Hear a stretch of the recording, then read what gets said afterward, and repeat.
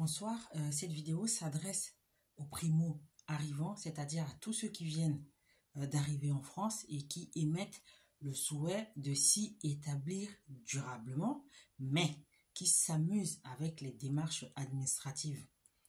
Sachez que si vous venez d'arriver en France, votre boss, c'est l'OFII, l'Office français de l'immigration et de l'intégration. Ne vous amusez pas avec l'OFII. Si vous êtes entré en France avec un visa long séjour valant titre de séjour,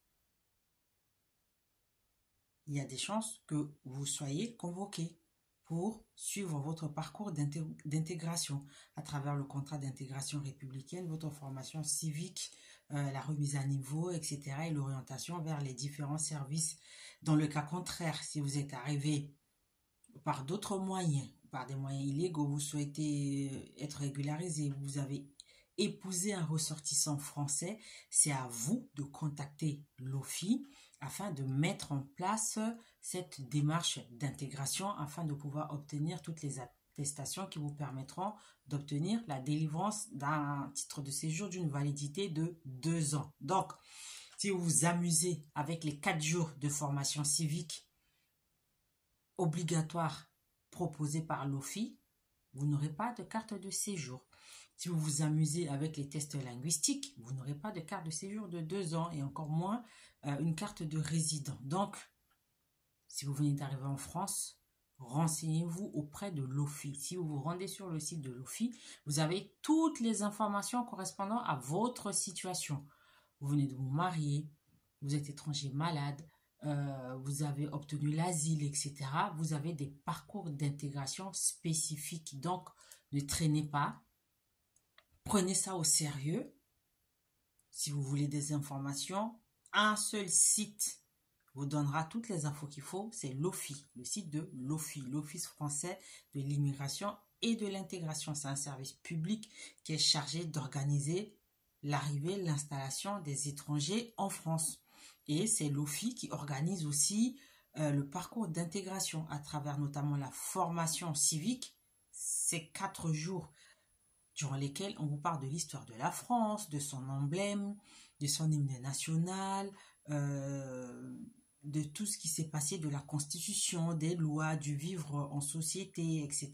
Donc, ces 4 jours de formation, elles sont obligatoires et ce sont elles qui vont déterminer la délivrance d'une carte de séjour de 2 ans. Si vous vous amusez, vous pouvez épouser un ressortissant français, vous n'aurez droit qu'à une carte de séjour d'1 an durant toute votre vie ici. Donc, ne vous amusez pas avec les démarches administratives. Et sachez que pour les tests linguistiques, c'est à vous de les payer. Là, on tourne autour de 200-250 €. Si vous ratez la production écrite et la production orale, il vous faudra repasser les tests autant de fois que nécessaire. Et sachez que l'obtention de la moyenne, tant pour la production écrite que pour la production orale, est obligatoire. D'accord? Donc, si vous voulez en savoir plus, vous voulez être accompagné, vous voulez faire une remise à niveau en français, vous pouvez me contacter. Toutes mes coordonnées figurent sur ma page. Et je le dis parce que je fais de l'accompagnement.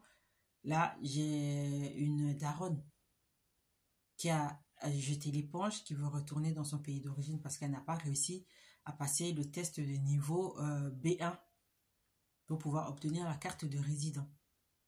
D'accord? Parce qu'il fallait écrire.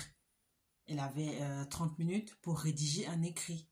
Elle n'y est pas parvenue. Elle s'est mise à pleurer. Ça faisait déjà 2 ou 3 fois qu'elle passait le test. Donc, elle a décidé de jeter l'éponge et puis de retourner chez elle.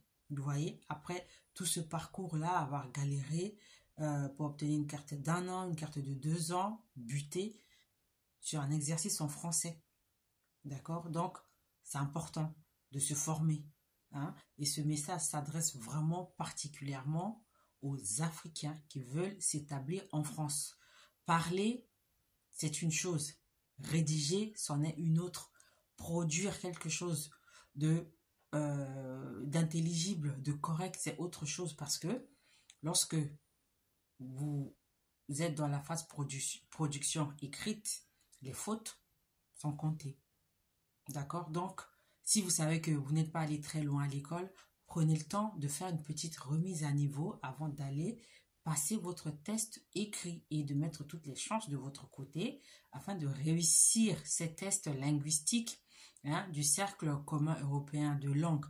D'accord? Donc, vous voulez vous faire accompagner? Contactez-moi sur ma page.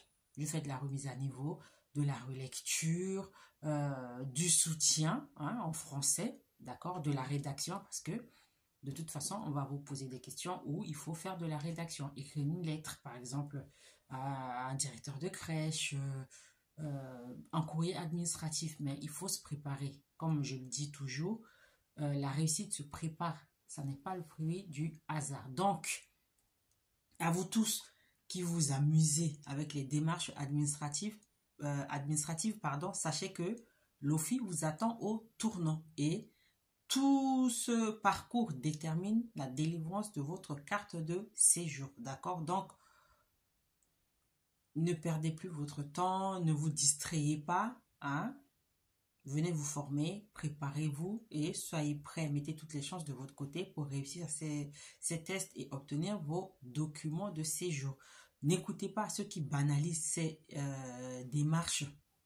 Parce que pour ceux que j'accompagne ou pour ceux qui sont passés par là, ils savent à quel prix ils ont obtenu leurs documents de séjour. D'accord? Donc, on ne s'amuse pas. De toute façon, la loi elle change tout le temps. Il y a une nouvelle loi qui va rentrer en vigueur le 1er janvier. Et c'est rien. Quand je vous dis que les vis vont être tellement serrés que ça va être de plus en plus compliqué, même d'obtenir une carte de 2 ans. D'accord? Donc, prenez les devants, mettez les chances de votre côté. D'accord? Investissez dans votre formation. Quand vous avez une carte de séjour 2 ans, vous pouvez travailler sans être dérangé par le service RH. D'accord? Vous pouvez prétendre à d'autres droits sociaux. D'accord? Et vous avez des avantages par rapport à quelqu'un qui n'a qu'une carte d'1 an. Et si vous avez une carte de résident, c'est encore mieux parce que vous avez encore plus de possibilités, notamment dans l'accès aux emplois, qui ne sont pas réservés, qui n'appartiennent pas au domaine régalien, par exemple. Donc, formez-vous, mettez toutes les chances de votre côté, remettez-vous à niveau, d'accord? Il y a des exercices. Si vous voulez en savoir plus, n'hésitez pas à me contacter. Et je vous dis à bientôt. Bye bye.